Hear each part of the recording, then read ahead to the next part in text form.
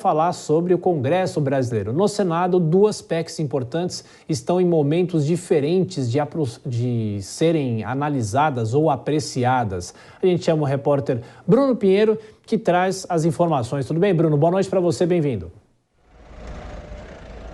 Oi, Tiago, tudo bem? Sim, ótima noite a você. Que bom falar contigo, sempre uma honra, uma alegria, uma satisfação. Antes do recesso, é necessário liquidar esta agenda aqui no Congresso Nacional. Antes, vamos explicar a quem está nos acompanhando que este assunto sobre liberar o entorpecente, o uso ali de maconha, andar com uma quantidade, acabou sendo judicializado. Chegou na Suprema Corte. Houve um pedido de vista do ministro André Luiz de Mendonça, indicado do ex-presidente Jair Messias Bolsonaro. E agora está chegando a hora do ministro fazer a devolução do voto, ou seja, voltar a ser discutido novamente.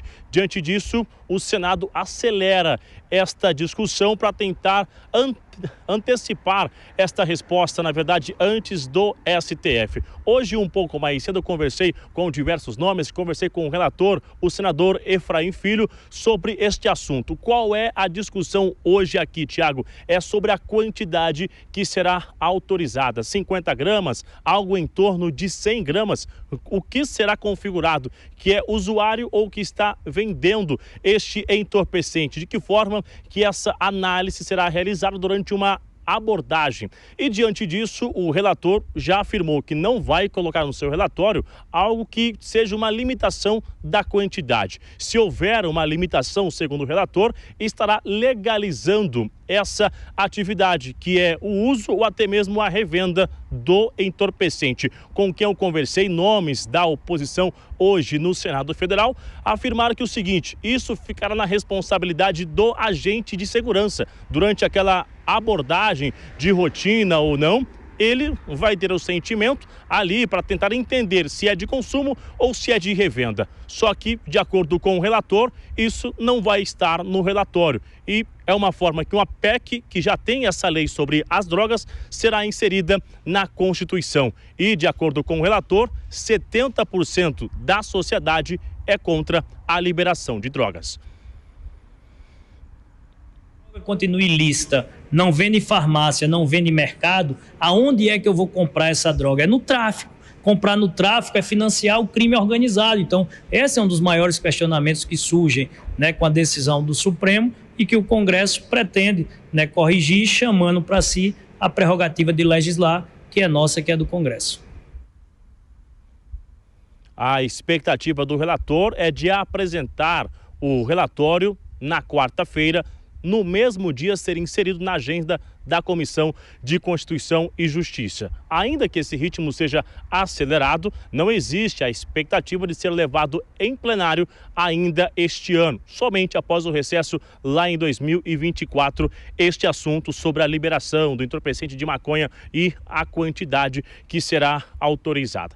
Esta semana, uma outra análise importante sobre a PEC do equilíbrio. Esse é um assunto que vem ganhando força com a ajuda do senador, atual presidente do Senado, Rodrigo Pacheco, que também está ali ao lado da oposição e é de interesse da bancada do agro, da FPA, que é a Frente Parlamentar da Agricultura, sobre ações da Suprema Corte. Isso acabou se revelando e ganhando muita força no julgamento do novo marco temporal. Este assunto foi formalizado e agora, numa rápida discussão no Congresso Nacional, chega em votação no plenário ainda esta semana. Hoje, um pouco mais cedo, no Jornal da Manhã, nós conversamos com o senador Oriovisto. Vamos ouvir o que ele respondeu sobre este assunto, que tem o interesse de buscar o equilíbrio entre o Congresso e a Suprema Corte.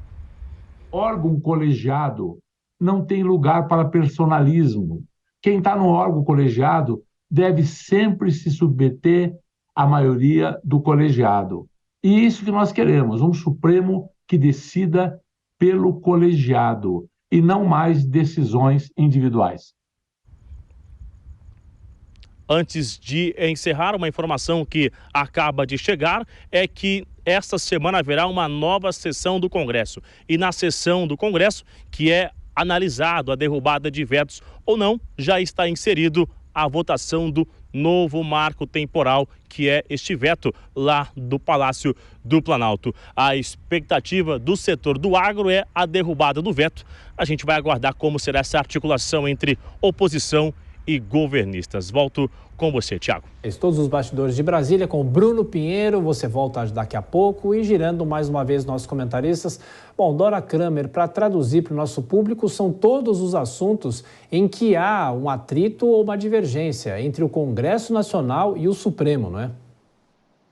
Pois é, e não é à toa que na semana passada o presidente do Congresso, Rodrigo Pacheco, falou que haveria um esforço concentrado. Você vê que matérias importantes. Agora, a questão é, vão andar ou não vão andar? De modo a gente poder imaginar que elas sejam aprovadas ou rejeitadas, enfim, apreciadas esse ano. De tudo isso,